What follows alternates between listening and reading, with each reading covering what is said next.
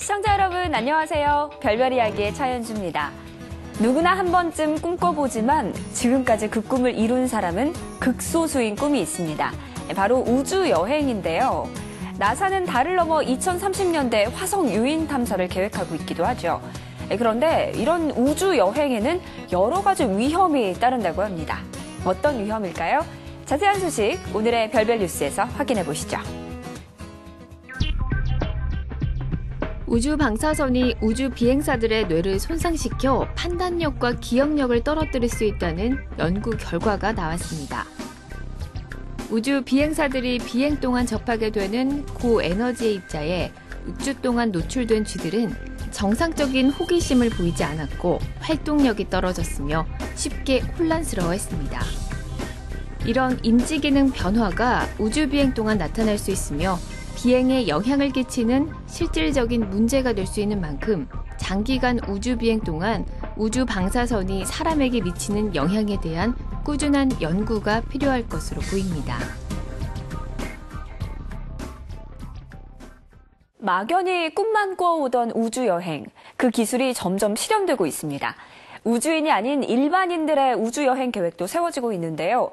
그와 함께 우주 여행의 위험성에 대한 이야기가 나오고 있습니다.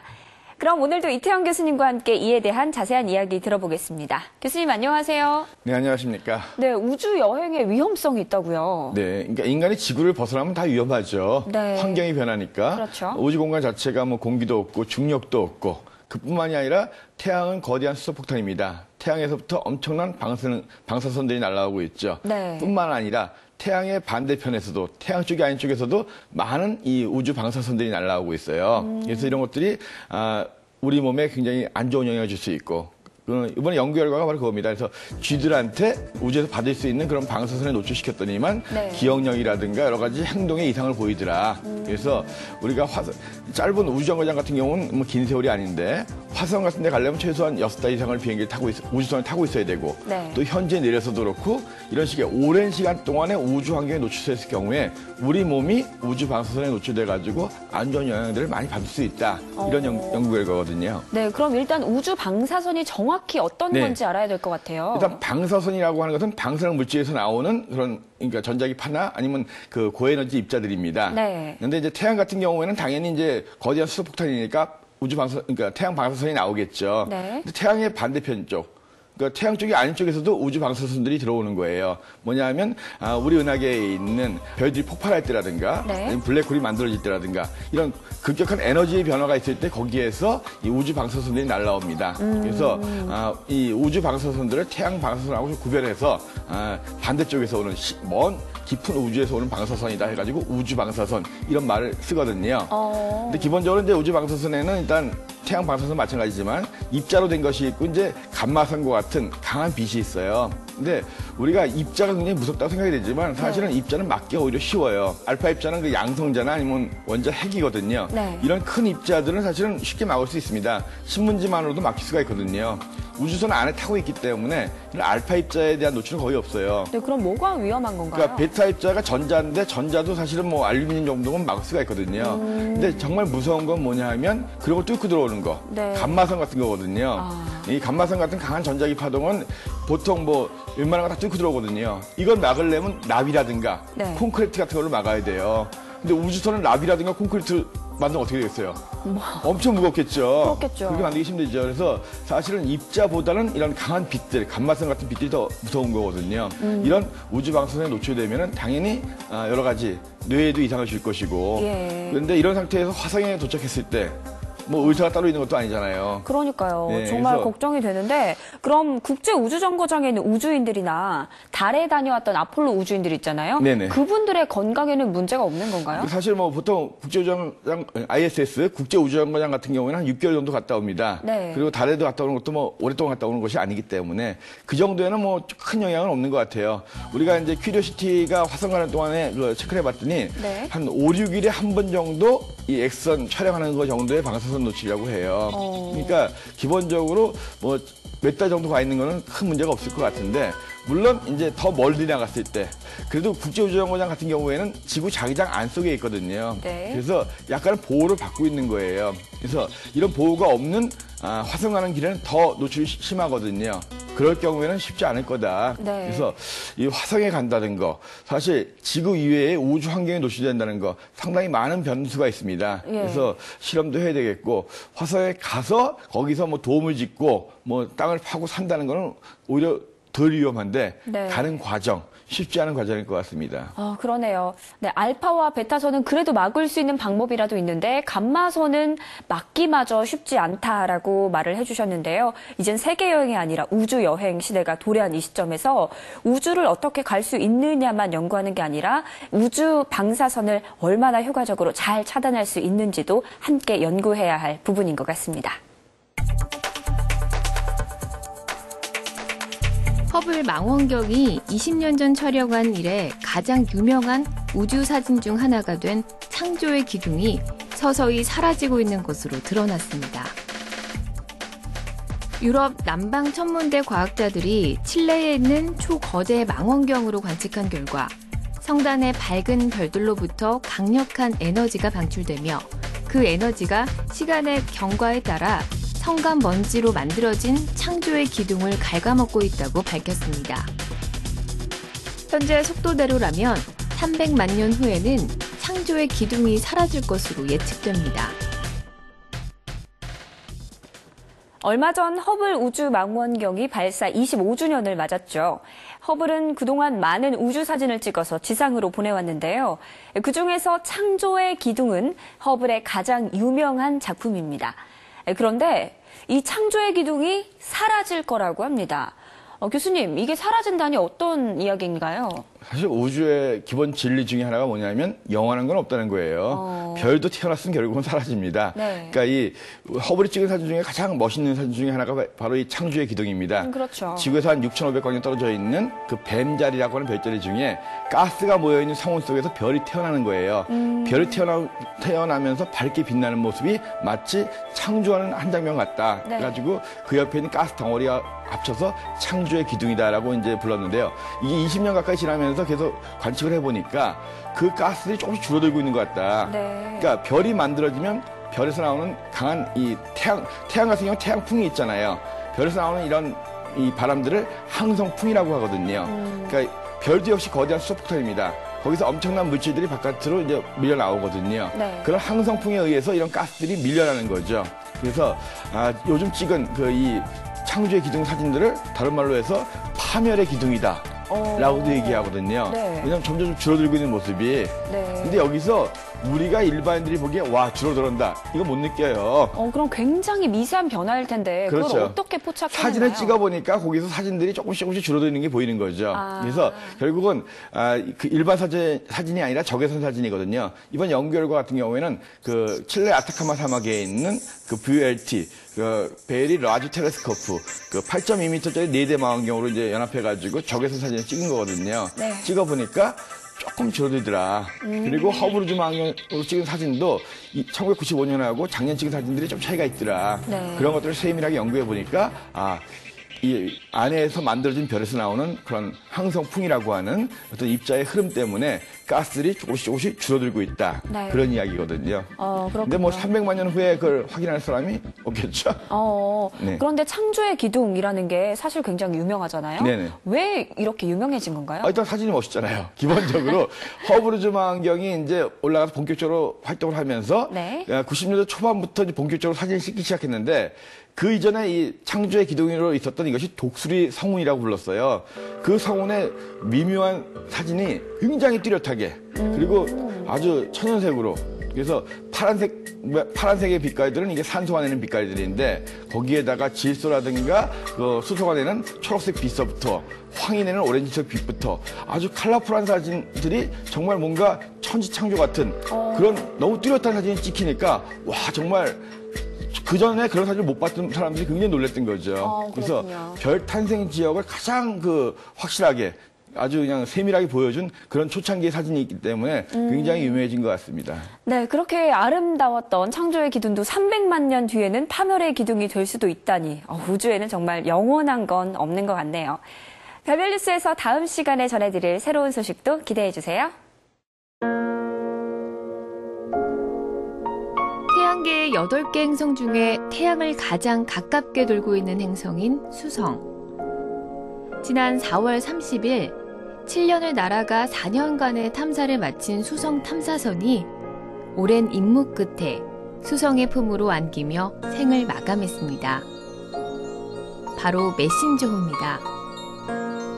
메신저호는 그동안 베일에 쌓여있던 수성의 모습을 상세하게 관측해 지구로 보내왔는데요. 메신저호가 발견했던 신기한 수성의 모습에는 어떤 것들이 있을까요?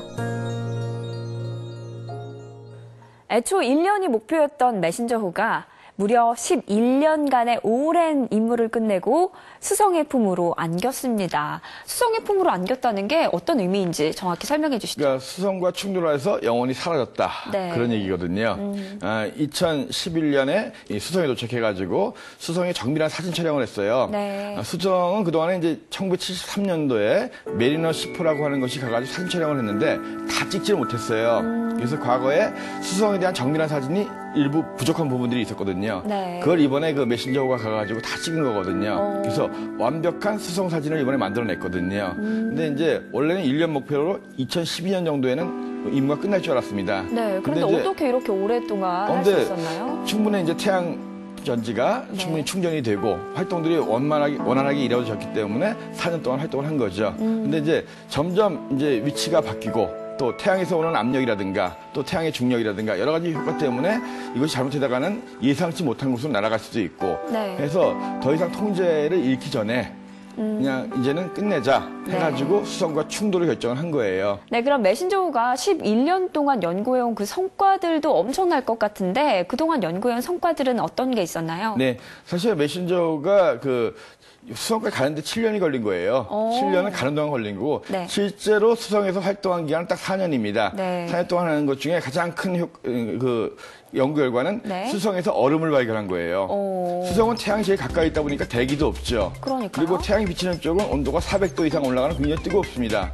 반대로 어두운 쪽은 영하 170도 이하로 내려가고 그러니까 400도 정도 뜨거워졌다가 반대로 170도 이하로 영하 170도 이하로 내려갔다가 차가워졌다가 네. 이런 곳에 얼음이 존재할 리가 없다라고 생각이 되는데 수성은 똑바로 서서 돕니다. 네. 근데 똑바로 서서 도는데 그 양쪽 극에 움푹 패인 웅덩이가 있는 거예요. 크레이터라고 하는. 그 웅덩이 속에 얼음이 있더라. 네. 보니까 미국의 워싱턴 시 정도 되는 그 정도 큰 얼음 평원이 있고 얼음 두께가 3.2km 정도 되는 네. 굉장히 두꺼운 얼음층이 있더라. 결국 이것이 해성에서 오지 않았겠느냐. 그래서 해성 충돌로 이런 얼음들이 만들어졌고 그래서 지구도 마찬가지고 지구의 물이라든가 다양한 원소들의 기원이 해성에서 왔을 것이라는 것을 다시 한번 확인시켜주는 그런 연구 결과가 나왔거든요. 아무튼 그 수성의 전 부분에 대한 사진을 정확히 찍었고 또 수성 표면에서 얼음의 존재도 발견한 그런 규정한 역할을 했습니다. 그랬군요. 그런데 반면 또 힘들었던 점도 있었을 것 같아요. 메신저호가 수성을 연구하면서 어떤 점들이 좀 힘들었을까요? 근데 기본적으로 태양이 너무 가까이 있다 보니까 네. 태양의 중력이 굉장히 크게 힘들게 하는 거죠. 그래서 사실 여기서 수성까지 가는 데는 화성보다 가깝거든요. 네. 근데 화성은 6개월밖에 안 걸리는데 수성까지는 7년이 걸려요. 그 이유는 태양의 중력에 끌려 들어가지 않으면서 천천히 수성에 다가가는 거거든요. 네. 그러니까 몰래 수성에 다가간 거예요. 잘못하다가는 태양에 끌려 들어갈 수 있기 때문에. 네. 그래서 수성에 접근해서도 수성의 중력이 굉장히 약하잖아요. 그 약한 중력 주위를 따라서 움직이면서 촬영하는데 태양이라고 하는 무서운 그런 중력원을 피해서 수성을 연구한다는 게 쉬운 일은 아니었죠. 그랬군요. 그럼 73년에 메리너 10호 이후에 이번 메신저호가 두 번째였잖아요. 네네. 그럼 앞으로 이후에 수성을 탐사할 계획은 어떻게 되나요? 네, 이제 일단은 내년도에 수성 탐사선이 다시 또 올라갑니다. 그래서 유럽과 일본 연합에서 같이 만든 베피 콜롬보라고 하는 그 이탈리아의 그 천문학자예요. 수성을 연구했던 그 베피 콜롬보라는 사람의 이름을 딴 베피 콜롬보가 내년에 발사가 됩니다. 발사가 되는데 역시 수성까지 가는 데는 7년이 걸리죠. 그렇군요. 그래서 실제로 수성에 도착하는 건 거의 2024년 초예요. 그래서 2024년 초가 돼야지만이 수성에 대한 본격적인 연구를 할 수 있는데 그 당시 이제 2024년도에 가가지고는 수성 표면에 대해서 좀 더 정밀하게 연구를 해보려고 현지에 도착해서 두 개로 나눠져가지고 한쪽은 수성 표면을 탐사하고 또 하나는 수성 주위에서 수성의 전반적인 또 사진을 찍고 그런 역할을 하게 될 겁니다. 네, 그렇군요. 메신저호에 이어서 베피콜롬보호가 새롭게 보내올 수성의 비밀들 기대되네요. 신기하고 재미있는 영상으로 찾아오는 와우 천문 영상. 다음 시간에는 또 어떤 영상이 우리를 찾아올지 기대해 주세요.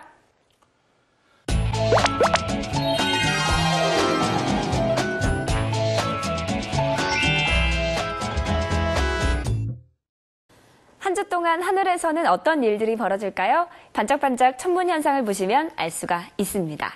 네, 교수님, 이번에 전해주실 하늘 소식 어떤 건가요? 네. 5월 18일이 합삭이에요. 달이 안 보이는 날. 별 보기 좋겠네요. 음력 초하루죠. 네. 근데 특별하게 아주 눈에 띄는 건 없지만 요즘 초저녁의 서쪽 하늘에서는 여전히 금성이 가장 밝게 빛나고 네. 그다음에 머리 위쪽에서는 목성이 굉장히 밝게 빛납니다. 해가 진 다음에 서쪽에서 제일 밝은 거 금성, 머리 위쪽에서 제일 밝은 건 목성.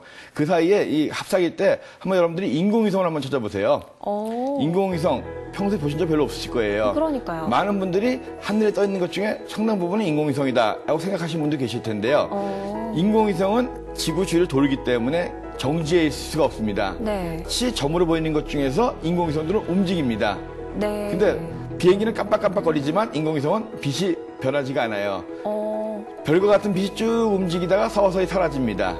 햇빛이, 그러니까 결국은 햇빛을 반사시켜서 보이다가 각도가 안 맞으면 이제 안 보이게 되는 거죠. 그래서 가만히 앉아서 한 몇 분간 보고 있으면 되는 거예요? 그렇죠. 그래서 하늘을 보다 보면 인공위성이 굉장히 많아요. 네. 수천 대 이상의 인공위성이 올라가 있습니다. 네. 그래서 각도만 맞으면 다 보여요. 별등별도 재밌지만 인공위성도 재밌습니다. 그래서 사람이 만든 인공적인 위성인 거죠. 네. 그래서 별처럼 생긴 것들이 움직이고 있습니다.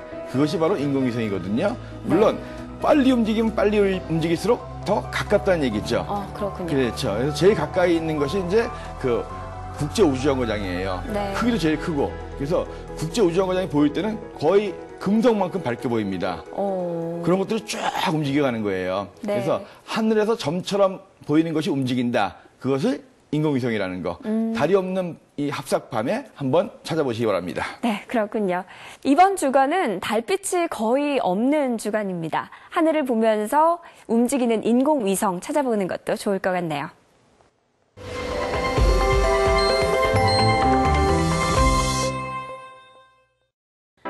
별별 이야기 오늘 준비한 소식은 여기까지입니다. 즐거운 시간 되셨나요? 다음 시간에도 재미있고 알찬 소식들 가득 준비해서 찾아뵐 테니까 기대 많이 해주시고요. 우주와 천문에 대해서 궁금하신 점은 아래쪽에 보이는 주소로 메일 보내주시기 바랍니다. 궁금증 시원하게 날려드릴게요.